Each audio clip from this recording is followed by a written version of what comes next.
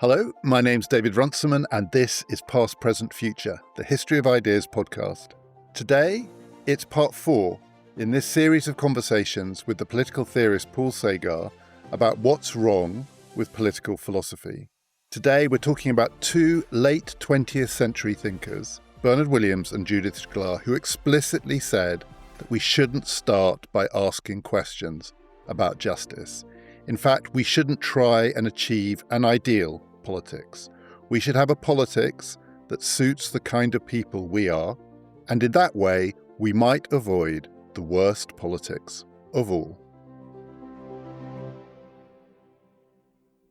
Paul, we started these conversations by exploring whether what's gone wrong with political philosophy in recent decades is its preoccupation with the question of justice, which is, in the English-speaking world, the central question of political philosophy. What is justice? How do you get it? How do you organise for it? Increasingly, people wanting to know what the boundaries of justice are. So there's a lot of interest in questions of global justice, movements of peoples, whether actually state borders are themselves a kind of unjust, arbitrary institution. But we've been wanting to ask whether that's the wrong place to start. And we started with Aristotle, who seemed to suggest that far from what is justice being the question that will solve the problem of politics, that question is the problem of politics. And your solution is going to have to come from somewhere else, because that question is the thing that drives the conflict, that something else will have to resolve. So today we're going to talk about, I don't know if it's a variation on that argument, and I don't think it has its origins in Aristotle, but a much more contemporary thinker, 20th century thinker, a second half of the 20th century thinker in the English-speaking world, and English philosopher, Bernard Williams, probably still best known as a moral philosopher, I think, rather than a political philosopher. His work on luck and also his work on utilitarianism, among many other things. But in the later part of his writing life, he became more and more interested in the foundational questions of politics. And I think it is fair to say that he also came to the conclusion that asking what is justice is the wrong place to start. We're going to come on to where he thought was the right place to start. But why did Bernard Williams think, why did he come to the view, starting as a moral philosopher, you'd think justice would be his meat and drink, that political philosophy had gone wrong because it was starting in the wrong place? There's a few answers to that question that are, I think, interlinked. And you're right that Williams spent most of his life working as a moral philosopher. And I have the opinion that he was possibly the greatest moral philosopher of the 20th century. But he didn't turn to politics until quite late in life. And most of what we've got is written either right at the end or is posthumous and wasn't even published. So there's a bit of having to put the pieces back together with Williams. And again, it's odd that somebody who was very interested in Aristotle was only really interested in Aristotle's ethics. And I think you're right to say that he wasn't directly working out of Aristotle's great work, The Politics, in his own writings. But I do think there is a significant overlap with what we said about Aristotle, because both of them are very, very preoccupied with what Williams called the securing of order, safety, and trust amongst human beings. And Williams called that the first political question. And he thought, until you've understood that this comes first, nothing else that you try in this area is going to get to grips with the essential materials of thinking about politics adequately. We might think, well, why is that?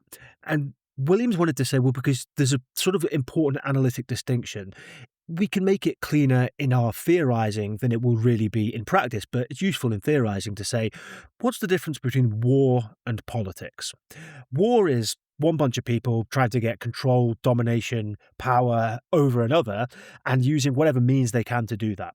And when they're engaged in war, they're not trying to say to the other side, at least not sincerely, not in a way that we expect the other side to listen or agree to, do what we say, submit to us, we are in charge now. And the other side says no, and they fight each other. And that's your kind of basic outline of war. So what's politics then? Well, there's the famous quote by Clausewitz that, politics is war by other means. Sorry, I got it the wrong way around, but it kind of works in either direction. Williams wants to say, no, politics is something else. Politics happens when one side starts to say to another side, look, it's not just that we have more guns than you, that we have more power than you, that therefore you should do what we say. It's like, here are reasons over and above the fact that we happen to have maybe more guns than you, why we are entitled to tell you what to do, why we're entitled to exercise power over you. And that's when politics starts. And the problem is when neither side can have any dialogue here, when you've simply got outright war, then there's no cooperation, there's no safety, there's no trust. There is something approximating what Hobbes famously would have described as a state of nature. It's not necessarily going to be a war of all against all 24 hours a day, but it's going to be miserable. And war is a condition where we're trying to impose on each other how to live. But most people don't want to live in the conditions lacking order, protection, safety, and trust. So the question is, how do we get out of that? And Williams wanted to say, well, politics is in a sense the first steps, and maybe even many subsequent steps, for getting out of that situation. It's where somehow we come to an agreement that these people are going to make decisions and these people are going to impose order, safety, protection, and trust, and our lives are going to improve in better ways. And so it's the provision of those baselines that you need to think about first and foremost before you can ask any subsequent questions about what should our politics do, how should it be ordered. If we don't start with that, what he called the first political question, then we're just not going to really be talking about politics. We're going to be completely off the rails from the start. Is the assumption, therefore, that, because you might think hearing that, well, one way that you could justify your power over other people is in the language of justice. You would say the reason that I am entitled to take decisions and effectively force you to abide by those decisions is that I am the person, or we are the people, who have the account of justice that we can all agree makes sense. And so I'm going to justify my power to you in the language of political philosophy, in the language of justice. I'm going to say, given what justice is, you must do this. There are two things to say about that, one of which is, did Williams think that that was wrong? But secondly, is he actually saying that might be possible, but it can't come first? There seems like there's a sort of stronger and a slightly weaker version of this, one of which is to say that that's never going to work. You're never going to say to people, we have the guns and you don't, because of an answer to the question, what is justice? The slightly weaker version would be, you might do that. But if you start from there, if you think that is the building block that comes first as we organize societies in a way that people can trust each other, that's where you go wrong. Which of those two is it? So I think it's the second one. And a way of bringing this out, go to, the really important work of cultural art in the last 20 years, Game of Thrones, and think about Daenerys Targaryen, right? She is exiled from the Seven Kingdoms, but she wants to be the ruler who sits on the Iron Throne.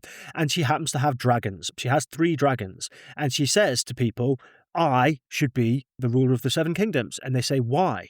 And she doesn't turn around and say, because I've got dragons. She says, because I am the rightful heir of the Targaryen household. Robert Baratheon is a usurper, and therefore I, as the rightful descendant, am entitled to be the ruler who sits on the Iron Throne. Oh, and by the way, I've got dragons, and if you don't do what I tell you, then I'll kill you. Right? So she's not naive that she can do without force, that simply appealing to her rightful claim is going to do the job, but it's both, right? So Daenerys is straight away involved in attempting to legitimize her rule. And the way that that is going to take place isn't just going to be, I've got dragons, I've got guns, in our world. It's going to be, and here's a story that taps into things that you recognize as sources of legitimacy. Now, in a way, that could be a justice story. Daenerys would say, look, it's a matter of justice that the person who sits on the Iron Throne should themselves be the rightful heir descended from the Targaryens, who are the rightful rulers of the Seven Kingdoms, right? She would say that's a justice claim. The thing that Williams wants you to recognize is that when she makes that kind of justice claim, it has to be pitched in a register that's going to make sense to the people who hear it.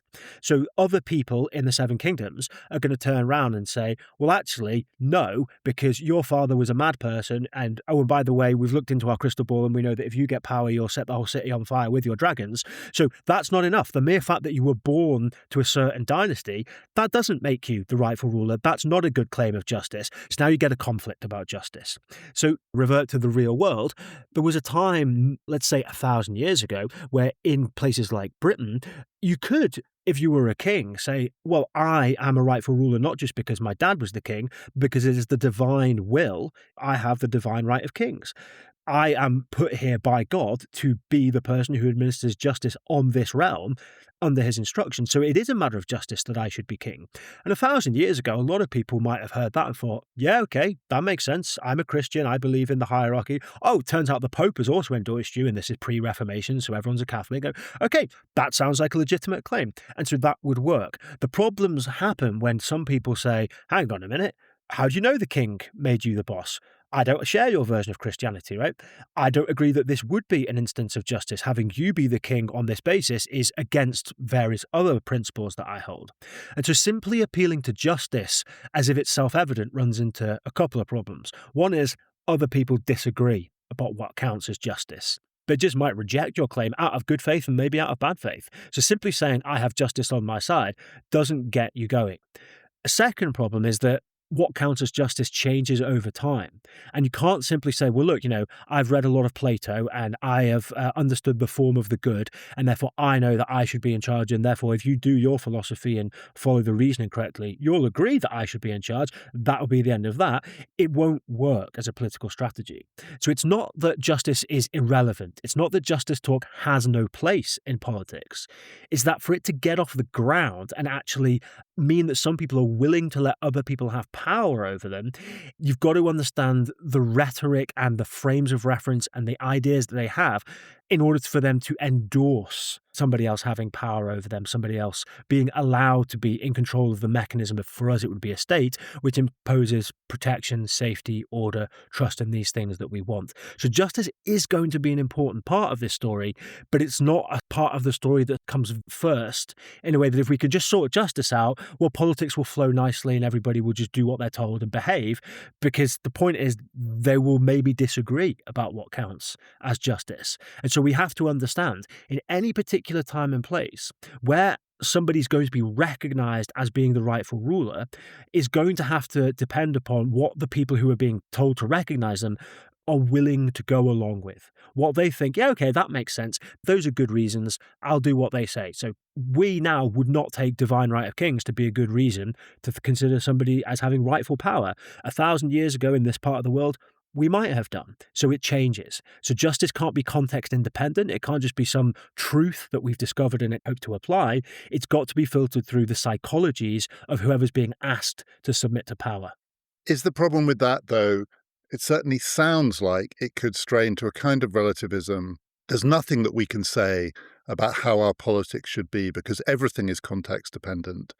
And it gets close to a view, which is the caricature realist view, which is sort of, it's what you can get away with, in a sense. If you can get people to accept your account of why you should rule, your claim to legitimacy, that's enough. And there is no external set of criteria. There is no outside benchmark against which this can be judged. It's all internal and self-referential. I think understandably, that makes people extremely anxious. And it can sound like, I don't think it is true in the case of Williams's argument, but it can sound like it's not actually grappling with questions of political philosophy. It's completely collapsed into history and psychology. If you're in this time and this place, this is the kind of stuff that will wash.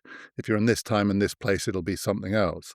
So where's the sort of philosophical framing for this? What is the thing here that allows us to say more than, well, power is what power manages to get away with? In fact, that's almost a Game of Thrones quote, I think, David. It's something like, power is whatever you can get away with. It's something like that. But it's a very important and a very legitimate worry to bring to bear on Williams's style of approach.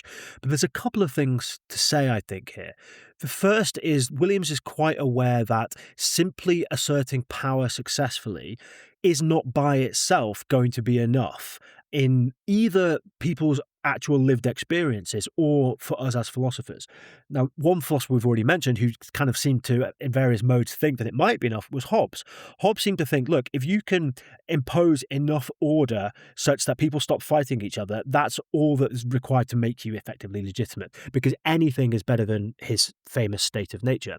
And Williams wanted to say, well, the problem with that is we are all quite familiar with conditions where the cure can be worse than the disease. who would seriously wants to live in North Korea, right? Who wants to live under Stalin during the terror? No, you'd rather live in a condition without the security, order, and trust of organized politics if organized politics is being used to put you and your family in gulags and send people to concentration camps. So power by itself can't be enough. We're all able to recognize situations where mere power is defeating the purpose of having politics at all, and we'd be better off without politics and trying to survive without it. So that's an important point.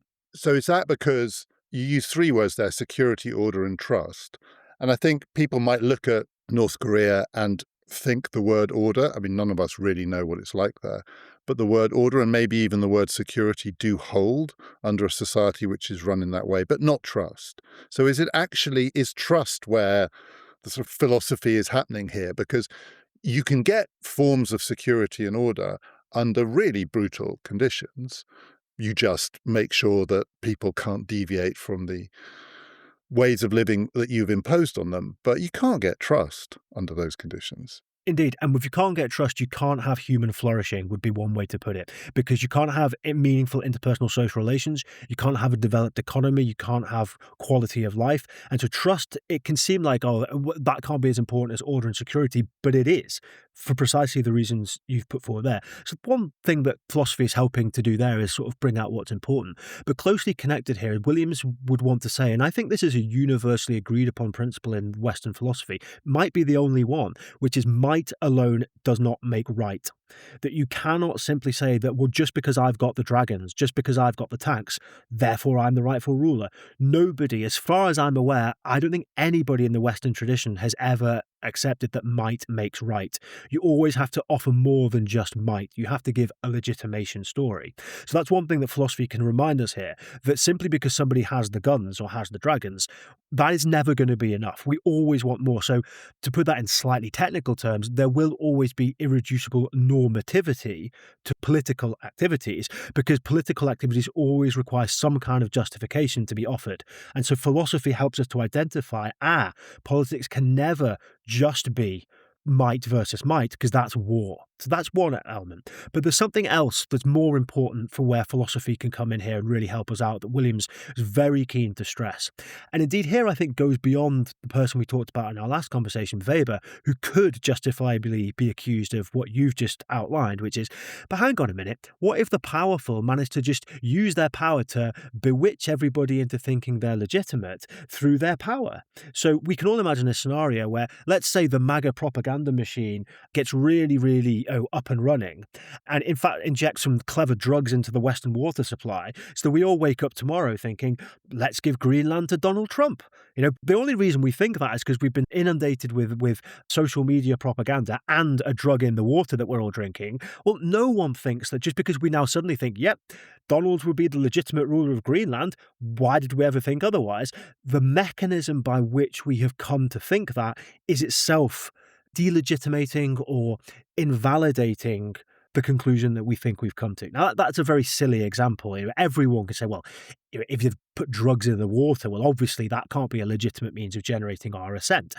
The question is, okay, but what about more concrete, real-world scenarios where we do think, well, hang on a minute, if a population has been exposed to perhaps very well-calculated forms of fake news, media suppression of opposition outlets, constantly being exposed to only the information that would steer them in the direction of thinking the kinds of things that would only enable them to consider some kinds of people legitimate, well, hang on a minute, just because they think, Mr. Trump or Mr. Z or whoever is legitimate, that can't be enough. And this is where Weber does, fall down is putting it a bit strongly, but where his work did need building on. Because Weber's thought was that if somebody is very charismatic and you want to join their political party and put them in power, you think they're legitimate, well, they are. And there's nothing more to say. Where we want to say, well, hang on a minute, there are ways of gaining power which are themselves unacceptable, and they render the power illegitimate.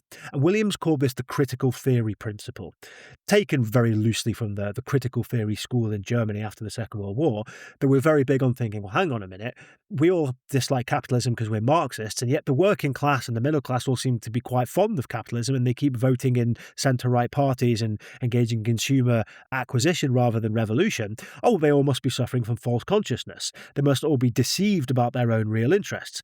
And Williams didn't have much time for that slightly caricatured version of false consciousness theory. But nonetheless, from the critical theory school, you take the point that, yeah, there are certain means of coming to believe something which, if they're a product of the powerful doing powerful things to manipulate you, well, that can't genuinely legitimate the people who are doing the manipulating. And that's where philosophy has a very important role to play, that it's not simply redundant. And although I think Williams would have said, yes, history and psychology, anthropology are much more important to understanding politics from a philosophical point of view than have been appreciated, nonetheless, we are going to have to use some philosophy because there are important questions here about understanding the status of any kind of power that is claiming legitimacy, either successfully or unsuccessfully. I want to ask you something more about that, but I want to come back to what you said about might is right being the thing that no one ever actually endorses in the Western philosophical tradition. But Mark Carney went to Davos and he gave a speech in which he quoted the famous Melian dialogue from Thucydides' History of the Peloponnesian War. And he wanted to remind his audience that we are now living in a world where it is at least possible that some people are starting to think that the strong do what they can and the weak suffer what they must. Or there are lots of variations on how it comes out. But basically, power is what power does.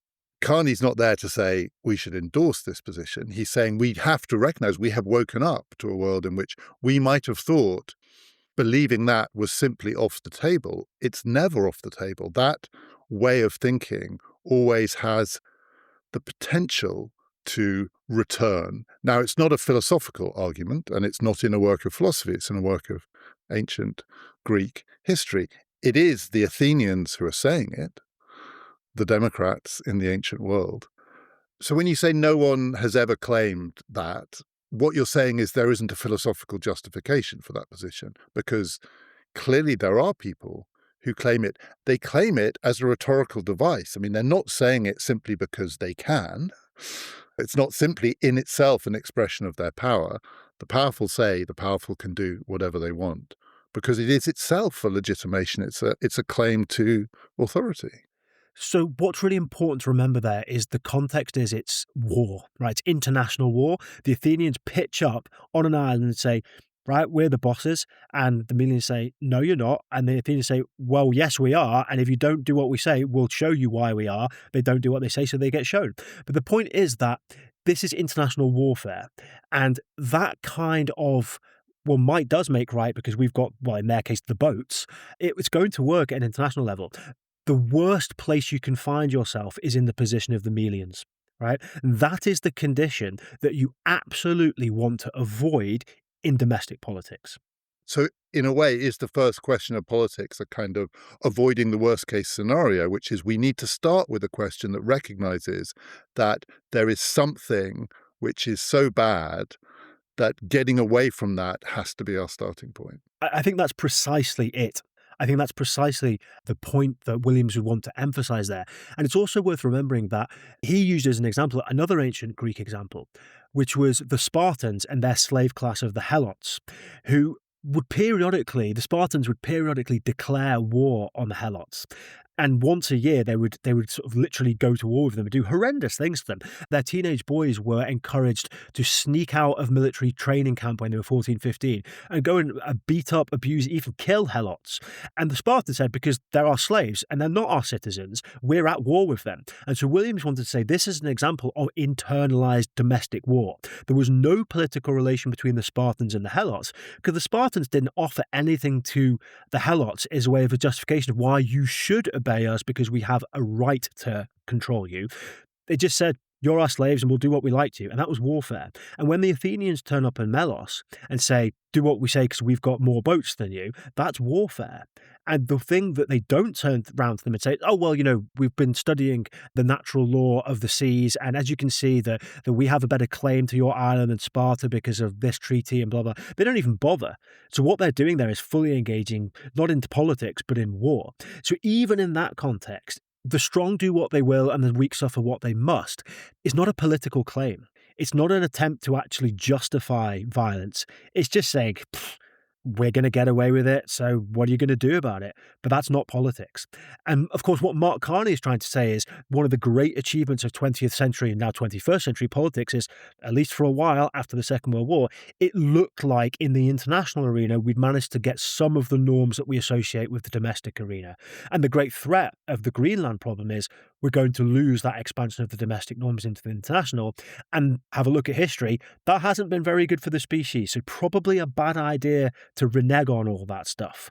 But obviously, of all politicians, Donald Trump has no historical sense whatsoever. So that can't have been directed at Donald. It was directed at the rest of us.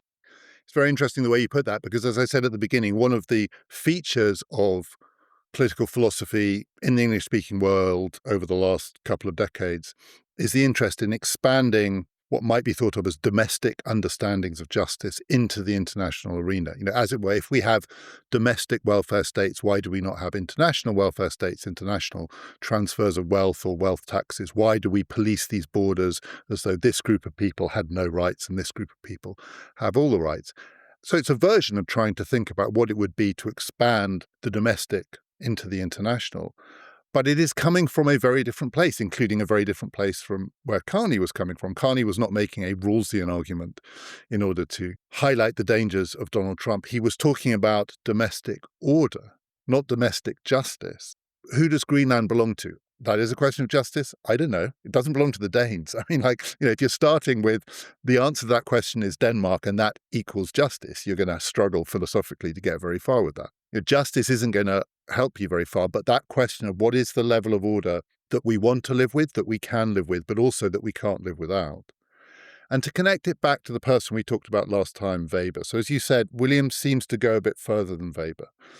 Weber, we didn't discuss this, but Weber had a celebrated definition of the state, which is the state is the association or organization that successfully claims the monopoly of legitimate violence. And the two words that stand out in that are monopoly and violence. And people look at it, it looks pretty brutal. It looks like hardcore realism. The state is the thing that monopolizes violence. Well, it doesn't say that. It doesn't say it monopolizes violence. It can't monopolize violence. No state can do that. There's always going to be violence on the streets, violence in the home. It monopolizes legitimate violence. There's all sorts of illegitimate violence. But something about the state's violence is legitimate, which means people accept that it can use violence, which is an extraordinary thing. The people on the receiving end, and they're not masochists, they accept it. But also, it has to be claimed, so there has to be a public, and it has to be successful. So actually, the interesting words in the definition are not monopoly of violence. This is not a mafia state. And even a mafia state successfully claims the monopoly of violence in many respects. If you run a protection racket, you say to them, we do what we can, you do what you must, and you just see what will happen if you don't. You've claimed it, it's been successful, you've monopolized it, and it's based on violence, but it's not legitimate. So that goes to what seems to be most interesting about this, which is Williams is at least suggesting that there is some way of distinguishing between the legitimate and the illegitimate claims. And he had a phrase called the basic legitimation demand, which is for him the foundation of an understanding of politics, which is it has to start with those with power being able to respond to the inevitable demand of the people on the receiving end to justify it. You've got to justify it. And yet, as you just said there, we can think of all sorts of ways that that could be done by a sort of sleight of hand, smoke and mirrors. In fact, a lot of our politics feels like it's a smoke and mirrors version of justifying power to the people over whom it's exercised. And so I'm still a little unclear about where and how you draw the line. And it seems to me what's interesting about this is that it does sound like, in the way you described it, that Williams thinks the role that philosophy has is it does allow you to step outside. If you're right in the heat of it, if you're doing politics, if you're experiencing politics, if you live in a state where your rulers are justifying themselves to you on a daily basis, which, my God, they do these days, it's a constant sort of attempt to let us know that they want us to agree that they're allowed to do this stuff. It's really hard to step outside and ask, what is the basis of this? So is that what philosophy is doing here? History and psychology is kind of inside. Is it offering us an outside perspective? Even though the problem with, say, rules and theories of justice is they are purely externalist. They kind of come in from the outside and say, we've got the answers. And then the inside is meant to follow. Is this, it happens on the inside, but if you are on the inside, it's really hard to get a handle on it. So it's a kind of stepping out from politics, which is an inner directed activity in social terms, in order to see it for what it really is. I'm trying to sort of get a sense of what is this thing where we can distinguish between the legitimate and the illegitimate version of this activity we call politics. I think Williams would want to say something like, what philosophy enables to do is take an external perspective, but that doesn't mean providing an external foundation or an external justification of what's going on. In some of his ethical work, he used the phrase the anthropological perspective, or the anthropological point of view. And he said, when anthropologists, go into Papua New Guinea and they live with a tribe for 3 months, they try to first immerse themselves and do ethnography. But then when they write up their findings, they try to step outside and observe what they saw and try and think, okay, I lived with these people and I tried to get inside their forms of life so I could understand them by living through them. But in order to write them up, I need to now remember that I'm not one of them, but try to think about them sympathetically and try and understand how they thought in order to explain what they thought they were doing. And he says philosophy needs to kind of do the same thing to ourselves, that we take the anthropological point of view. We try and go, okay, right, let's step back from the fray and try and, as an anthropologist might do, if they were visiting from Mars and landed in their spaceship, what would they say when they wrote up their report about what humans are up to when they do this particular activity, for example, politics? So that would be one important area that philosophy could offer something. And so one way that we could maybe do that for something like politics, Williams would want to say is, okay, let's try and understand what makes politics tick now and around here, in a phrase he liked to use, for people like us.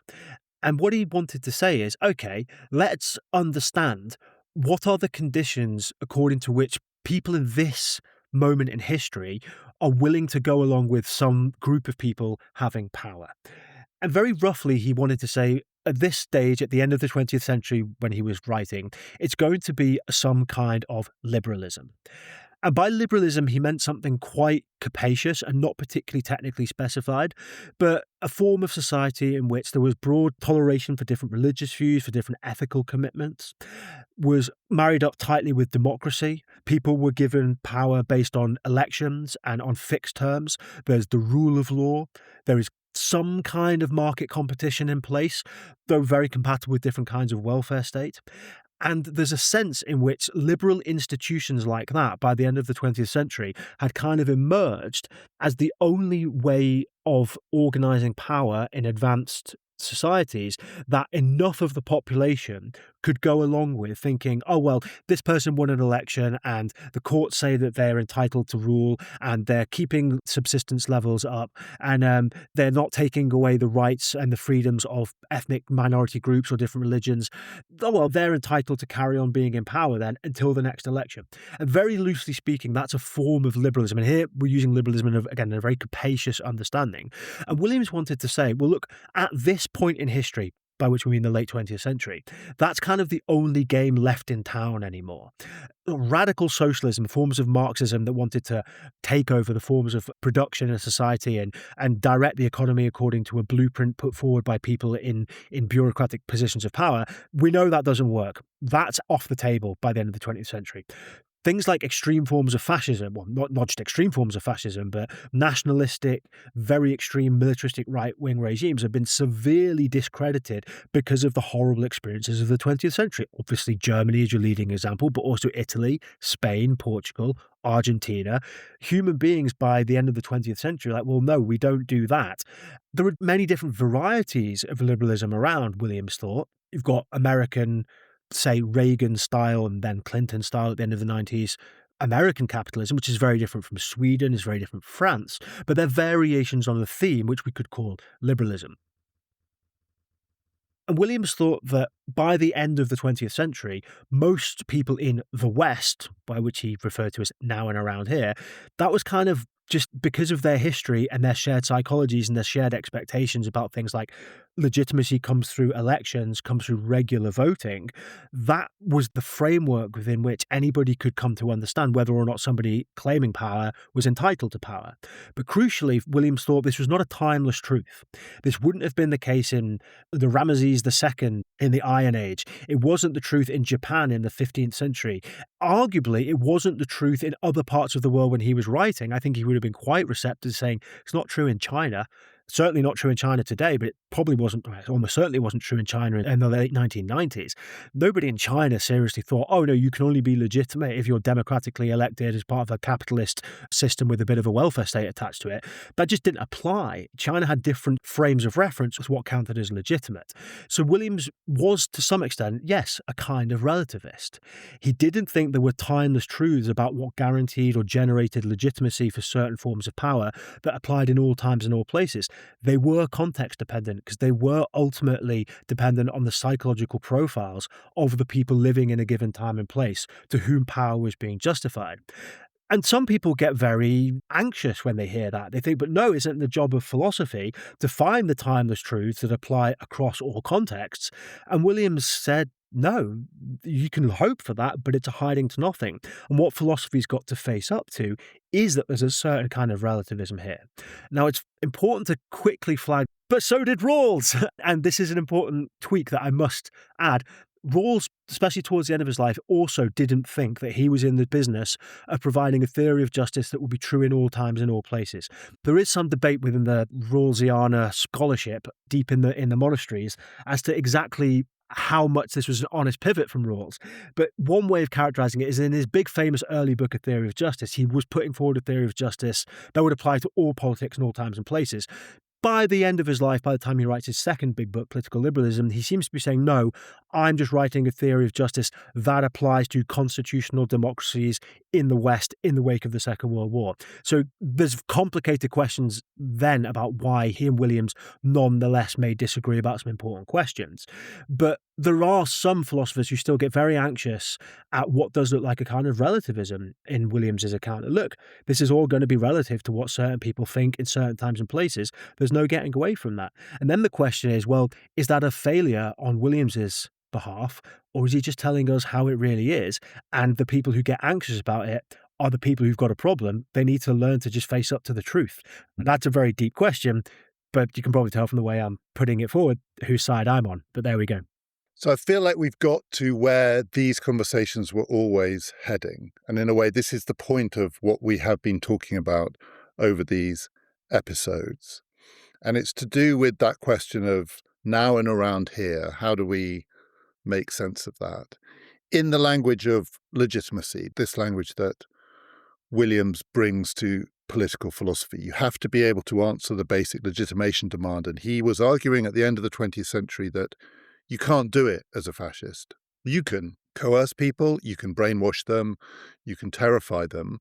But if it is a question of justifying your power to them in a way that they can, uncoerced and unbrainwashed, accept, that ship has sailed. Might once have been possible when people didn't know where it was leading, didn't understand on what it was based, hadn't seen inside the concentration camps. Likewise, he thought a Stalinist state or a Marxist state built on the Soviet model couldn't do it anymore. The illusions had been shattered. So if it was to, North Korea style, justify itself to its citizens, it would be brainwashing. It wouldn't be argument. I think people were preoccupied then and in the arguments about Rawls with the around here part of it. What are the geographical limits of this? One of the criticisms of Rawls that was made is that it was either too narrow or too broad. Actually, he might say it's for Western democracies after the Second World War, but actually it's for the northeastern states of the United States and their institutions of higher learning. That's where you're going to get assent to the basic legitimation demand with his book, A Theory of Justice, as the anchor of the argument, that it doesn't translate actually particularly successfully, say, into parts of the United States with a different religious tradition and a different historical understanding of the basis of power in America. It doesn't actually necessarily work equally well in all parts of Europe. It came under real strain in the Reagan and Thatcher years. So maybe Rawls's version is too narrow, but also maybe it's too broad because it also has international ambitions, the Rawlsians wanting to take it to the international level and start talking about international justice. And then we've gone so far beyond around here that we're now thinking about a world in which there don't exist the institutions that can mediate between rival claims of justice in the absence of international institutions of the kind that Aristotle thought were the basis of politics. You're not going to get anywhere with those arguments. So it looked like the problems here were with the around here. Where do we boundary this thing? Is it America? Is it Massachusetts? Is it the Western world? Does it potentially one day include China? These were the arguments. But that's not the issue. The issue was now. The issue was time contingency, because this is my question. We are now in a world where it seems we really can worry about, but also want answers to, what Williams thought was the fundamental question of politics, which is, can it be justified, the power that we see being enacted in the world, in a way that we can accept as legitimate without our acceptance itself being coerced? And it does seem to me that that is the question about the new world order that we seem to be stumbling into this week, this month, this year, not just in the United States, but with China as an increasingly dominant power, with different European states. Helen Thompson and I, in our recent episodes, have just been talking about this, having to make choices about energy and how they want to bet on the future, which requires them possibly to form alliances that which would have seemed even 20 years ago completely outside the boundaries of political legitimacy for a Western democratic state. So this is my question in a way. Would your argument be, I don't want to put words in your mouth, but your argument would be that you need something like a Bernard Williams political philosophy, because this is the question of our times. Not is this justice? Can it be legitimated? And of course, people will really disagree on that. Some people think that Trumpism is brainwashing, and some people think absolutely not. He has found a form of politics and a language to articulate it, which speaks to people in a way which is non-coercive and actually articulates something that they have long thought and was repressed by a different kind of propaganda, a liberal propaganda. And he is coming up with a new answer to the basic legitimation demand.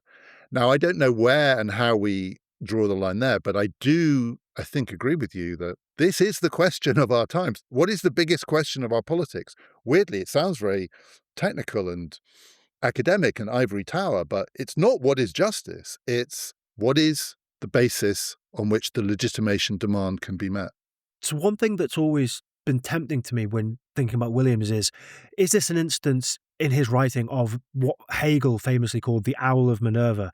So in Hegel's famous expression, the owl of Minerva takes flight at dusk. So we only become able to really see the conditions just when we're about to lose them. That's when they become most visible, is just before they fall apart. That might be putting it a little bit sort of dramatically, but Williams is writing at the end of the 20th century, when it really does look like liberalism is maybe the only game in town, at least for the developed Western countries. I mean, China can do its own thing. India maybe was going down a different path, but the North Atlantic democracies plus New Zealand and Australia, they look like they're pretty locked in with liberalism, right? That could have been owl of Minerva, because what we've seen since is, and it's become most dramatic in America with Trump, but the rise of populism across Europe as well. People saying, well, hang on a minute, maybe liberalism isn't the only way to make sense of who deserves to have the guns, or not just who deserves to have them, but who's allowed to use them and use violence to enforce their demands. And in fact, I think exactly what we've seen in particular in the second Trump administration is an administration that's saying, no, we don't do rule of law. We're going to bully judges. We're going to bully legal firms. We're going to sue anybody who criticizes us and try to dominate the media. We're going to tell lies about what ICE agents are doing in Minnesota and spread, without even bothering to check the facts of the video, affirm that a woman shot in the face as she's driving her car was a domestic terrorist. Now, this would have been considered inconceivable 20 years ago because there were certain rules of the game that anybody with elected power, anybody working on behalf of the American state, just psychologically could not have imagined behaving like that. But the game has shifted. The parameters have moved, and it's a huge story as to why. A lot of it comes down to the internet and to social media and to many themes that you have been discussing for a long time on this podcast, and I'm not going to try and recap them now. But what's happened is we're currently in a situation where it's not at all clear that the only answer in the Western North Atlantic democracies to who gets to have the guns, who is legitimate, is liberalism anymore. That's coming under severe strain. Now, maybe liberalism will win. Maybe the Trump administration will be an aberration. It will have long-lasting effects one way or the other. Who knows what they are? Maybe it's the end of liberalism. If this really comes out at the end of this power struggle of Congress being completely supplicant to a president who can effectively do whatever he wants because there are no constraints whatsoever, if the Supreme Court doesn't seem to remember that the justices are appointed for life precisely so that they can stand up to a president behaving way beyond the bounds of the rule of law and constitutional legitimacy, well, then liberalism will be dead in America. And if Trump can hold on to enough power with enough people not taking to the streets and descending into a civil war, which I think is quite unlikely given the demographic and military makeup of the modern United States, I don't think they are realistically going to go into civil war, but they might go into some kind of soft authoritarianism, in which case liberalism will no longer be the only answer that makes sense in terms of legitimacy in the 21st century in that large-scale Western state. And if it stops making sense there, you can be sure as hell it'll stop making sense in places like maybe Britain, many other European states, because we will follow, that's the dog and we are the tail, and the tail will not be wagging that dog.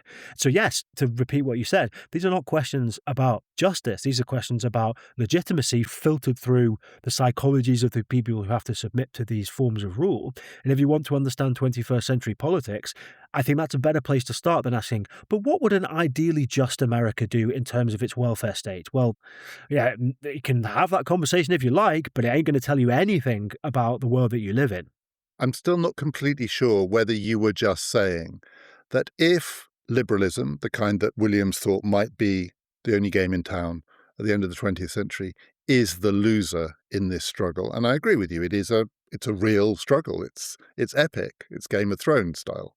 But if it's the loser, that the winning game, almost by definition, has passed the basic legitimation demand. And then we're in a new world where it turns out it is possible to justify to the people over whom power is exercised this kind of power because they accept it, not because they've been forced to accept it or brainwashed into accepting it or bribed into accepting it, but because they have come to understand that it is a legitimate basis for political rule and order. Are you saying that the result of this epic contest will determine the answer to the question, is this legitimate? Or are you saying, which you also seem to be saying, that there is something illegitimate about the way that this contest is taking place?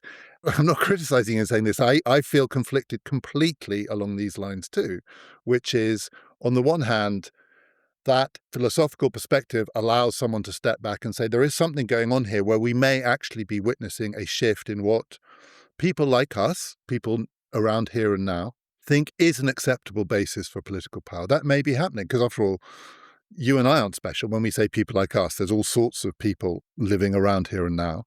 And even if it makes us uncomfortable, it may be that we are seeing a genuine shift in the criteria by which political power can be legitimately justified. And yet I also feel, if that happens, there will have been coercion and brainwashing. And does philosophy actually help us here? Do we know how to distinguish in our own minds between those two ways of thinking about what's going on if liberalism loses? So I think it's a genuinely deep and difficult question, both at the level of philosophy and of personal psychology and personal morality.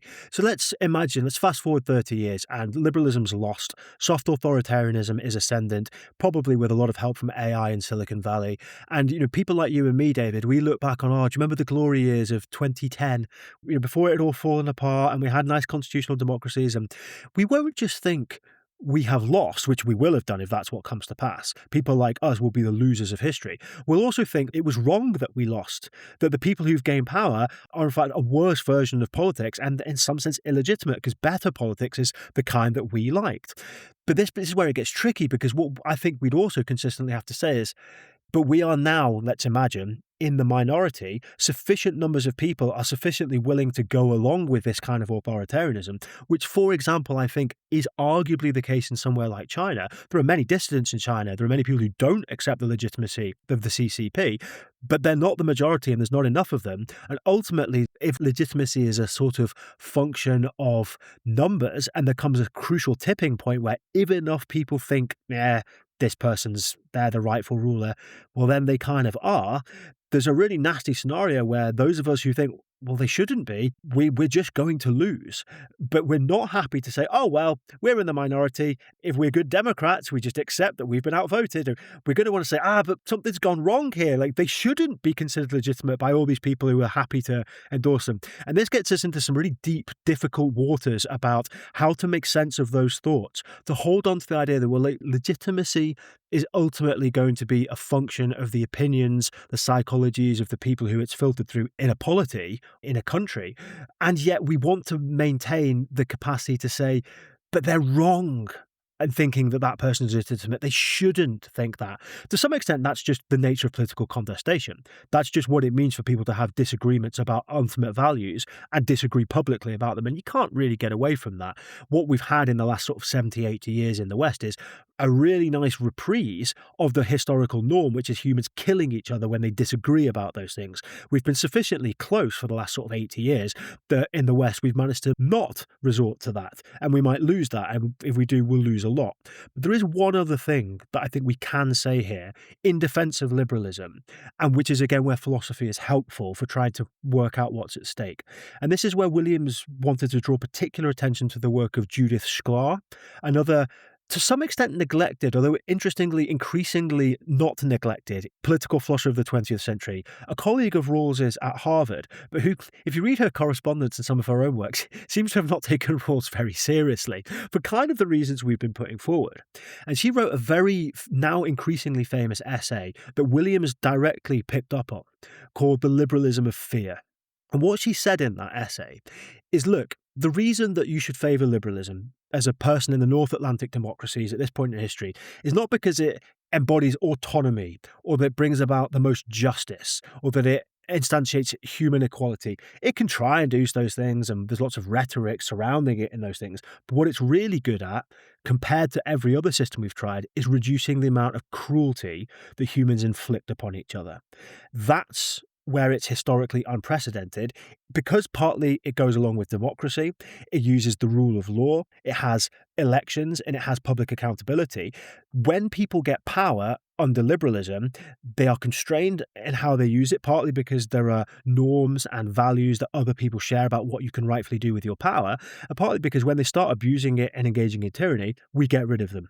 And that's liberalism's number one virtue, is that it has, through its historical track record, turned out to be the least worst option of all of the options we've ever tried when it comes to the reduction of cruelty. Now, it's not perfect by any means. There's all kinds of injustices and horrors that take place in liberal countries.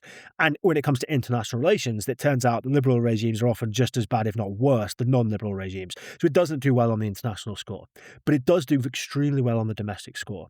And what Williams, I think, would want to say is, agreeing here with Shklar, that's one reason that we should be particularly attached to the kind of liberalism that was dominant at the end of the 20th century in the developed West, and why we should not give it up lightly. And indeed, look at what's happening right now in America. One thing that MAGA is perfectly happy to indulge in is cruelty. Look at what they did on the Mexican border in the first administration, separating children from their parents. Look at what ICE are doing now, not just shooting their own citizens, but kidnapping people off the streets, putting people in detention centers without trial, sending them to El Salvador to be put in maximum security prisons when they're not even guilty. They may even be American citizens themselves. This is cruelty. And that's a hallmark of why the Trump administration is not liberal, is moving against liberalism, because its willingness to engage in wanton and utterly shameless acts of cruelty. And Shklar would want to say that's what liberalism is supposed to keep at bay as much as possible. And Williams very much agreed. And he thought that what philosophy can help us do is appreciate that the historical track record of liberalism is what vindicates it and means we should insist that only liberal politics is legitimate, at least until we somehow stumble into something better if that ever happens, it might well not. But that's another virtue that philosophy can bring to bear. It can help us to appreciate that the kinds of regimes that had met the basic legitimation demand by the end of the 20th century in the developed Western world were meeting it because they were the least cruel and least horrible form of politics that we'd ever managed to stumble our way into. Not because anybody designed it. This takes us back to the Adam Smith point from a few conversations ago. Not because anybody meant for this to happen, but it kind of fell out as an accident of the 19th and 20th centuries. But we will give that up at our peril, and we will regret it if we lose it. And indeed, it looks like we might be losing it right now. The other thing that Shklar said, and I've talked about this before on this podcast, is as well as remembering that cruelty is the worst thing, in order to allow us to have the headspace to do that, we should probably be more tolerant of things that are intensely annoying and aren't good things. She called them vices, but she called them ordinary vices, that our politics spends far too much time getting agitated about. And the classic example there is hypocrisy. So Shklar would say, we spend too much time, potentially, including in liberal democratic states, thinking that what we need to do is root out hypocrisy. And we forget that the primary job of liberal democratic politics is to root out cruelty. And I think it's not just that the new politics that we have is crueler than politics might have been at the time that Williams was writing. It parades its absence of hypocrisy. It's one of its calling cards. We're not pretending not to be cruel. We are more open about the ways in which politics is a cruel and brutal business. And we are less embarrassed and less keen to try and hide the traces of our brutality. We are a less hypocritical politics, and we are a crueler politics. And those two things go together. I think Shklar would say a more hypocritical politics is actually likely to be a less cruel politics, because the great thing about hypocrisy is you have to pretend to be good. And pretending to be good is actually one of the best ways, not of making people good because they're hypocrites. They're not good, they're hypocrites, but of making them behave better. And so I think actually both of those two things make it look like we've moved into a new kind of regime. And actually, when you put it like that, in those terms, it's really hard to think that this politics could pass the basic legitimation demand, because our eyes have been opened to the possibility of a non-cruel politics.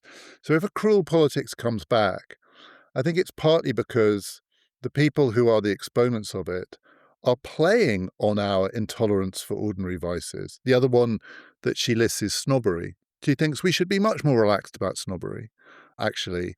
And snobs are really annoying because they look down on us and people who kind of have airs and graces and think they're better than we are. But actually, if you try and root out snobbery, you get a kind of pure politics, which is likely to be crueler underneath. Well, part of the appeal of populism is it's playing on people's loathing of being patronized by liberal elites, who are snobs. I mean, they are, right? I mean, they just are. We are. We are.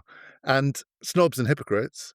So let's root out the snobs and hypocrites. And I think Shklar would say, what you will get is worse. And if you end up with that worse thing, I think it's because the people in power have become very skilled at playing on our intolerance for ordinary vices in order to open the back door for the worst thing. And if that is true, I think you can say in Williams's terms that the thing that comes next is a failure, because it will fail to meet the basic legitimation demand in the way that the liberal democratic regimes of the late 20th century did, with all your caveats in mind, outside of those states, in the way they treated other nations, the way they were built, the imperial legacy on which they depended, all of that. That's not legitimate in the eyes of the people who were oppressed by these states. But in their internal institutional ordering, they could meet the fundamental test of politics in a way that the thing that comes next won't. You said Williams might say there might be something better. There might be something better. This isn't it. And that is a philosophical argument. That's not around here now, I don't feel good about this, I'm getting bad vibes off this thing. Philosophically, this thing that's coming is illegitimate. I'm tentative to say this, but I think that claim possibly stands up. I think so. And perhaps as an illustration of what you're saying here, it's becoming clear that the most influential figure in British politics of the 21st century thus far is probably Nigel Farage. Educated at Dulwich, son of a stockbroker, himself a stockbroker, and he's made an absolute killing on the political scene by exposing the hypocrisy and the snobbishness of others, despite himself being a rank hypocrite. But going after him on grounds of hypocrisy, going after him on his alleged schoolboy racism, which has been the latest tactic we've seen, have consistently failed. And they're not going to work. And the next 3 years and 4 years in British politics are going to be very interesting. And I am very nervous about them because I think that if Mr. Farage does ascend to the highest office, which is clearly his plan, then we are likely to see a lot more cruelty. And if he does ascend, that could very well be the end of liberalism, and we will not be replacing the old, stuffy, morally fastidious liberalism that people complained about before with something better. We'll be replacing it with something which likely brings an awful lot more cruelty in its wake. But in case this sounds fatalistic and just gloomy, as you said earlier, there's a big if here. If, in this epic contest which is ongoing, this is the contest of our lifetimes, there's an if. Liberalism is not guaranteed to lose this.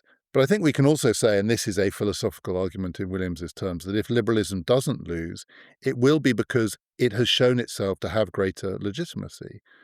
There are constraints. Trump is not completely unconstrained. He has, just in the last few days, backed down a bit over Greenland. Public opinion still constrains him. The courts still constrain him. Not all of them, but some of them, not consistently, but inconsistently.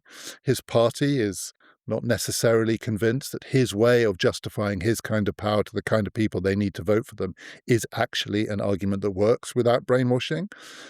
And so it is also possible that this basic question of politics, not what is just, but what makes the exercise of strong-arm power legitimate, actually still will produce an answer where for people like us around here and now, maybe for the next few decades, maybe around here will shrink, maybe it will grow. The answer is liberalism. It's possible that the answer is still liberalism. And if it is, it's because liberalism can answer not the justice question, but the legitimacy question. And that closely connects to another thing that William suggested right at the end of his life, which is that one of the most powerful assets liberalism might have is that it insists on truthfulness. It insists that when you legitimate power, you do it in a way and on the basis of reasons and through mechanisms which actually are what you're saying they are, and that we are honest about why this person has power, why this person has to go to prison, why this person was wrongly convicted, why this person, in fact, needs to be given a chance. That liberal politics, although it fails to often live up to its own standards, it at least has standards about doing that. And because it enables it to tell the truth about itself, it may be unique in the forms of human politics that have existed before and maybe that will come later, in that it can actually do that because it can say, no, look, this is what really happened and we're going to go with the truth of what happened.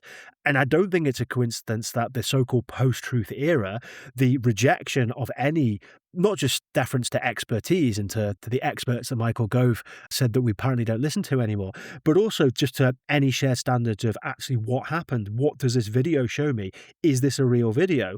The rise of a so-called post-truth period, although there are all kinds of reasons to be skeptical about that label, it is not a coincidence that that is happening at the same time as liberalism is coming under strain, because these things are connected. But to just go back to your point about not being too gloomy, I think this is where it's useful to tie Williams up with Weber, who we mentioned last week. And one thing we didn't say at the end of our conversation about Weber is that despite having a very kind of gloomy and not negative, but pessimistic outlook on politics in 1919 when he was writing, Weber ends politics as a vocation by saying, yeah, but I admit that if everybody took my advice literally and was just, utterly focused on responsibility and had no ambitions and no ideologies about making the world better, then nothing would ever get better. The reason that human society has progressed so far over the years is that time and again, people dared to dream big. And even though politics is ultimately the slow boring through hard boards, which is unpleasant and difficult and unglamorous and requires compromise, it's also the case that without people who dreamed big and tried to bore through more boards more quickly with more hope and more aspiration, then we wouldn't have all the wonderful achievements of Western civilization that we do have.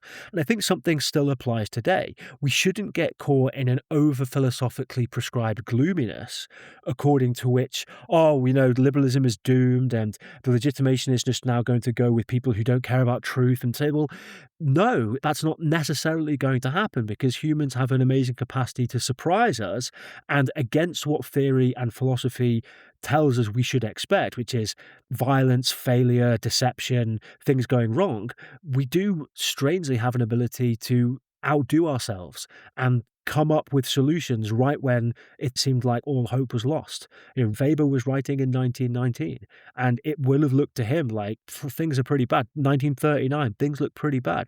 1979, things look pretty bad. 2025, 2026 as it now is, things don't look great. But you're right, we shouldn't be excessively pessimistic, because sometimes it's darkest before the dawn.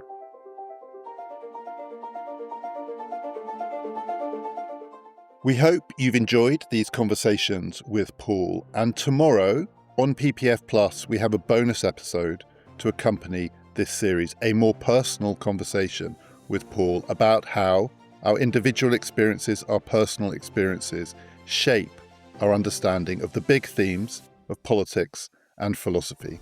If you would like to hear that episode, you know what to do. Just sign up now to PPF Plus, click on the link in the show description, or go to our website, ppfideas.com. You will get all of our bonus episodes. You will get ad-free listening. If you want to know more about Paul's personal experiences, I highly recommend his Substack. It's called Diary of a Punter, and it recounts the things that have happened to him over the last few years. I have to be frank, it is a harrowing read. It is also fascinating, and it is profound. The link to that Substack is also in our show description.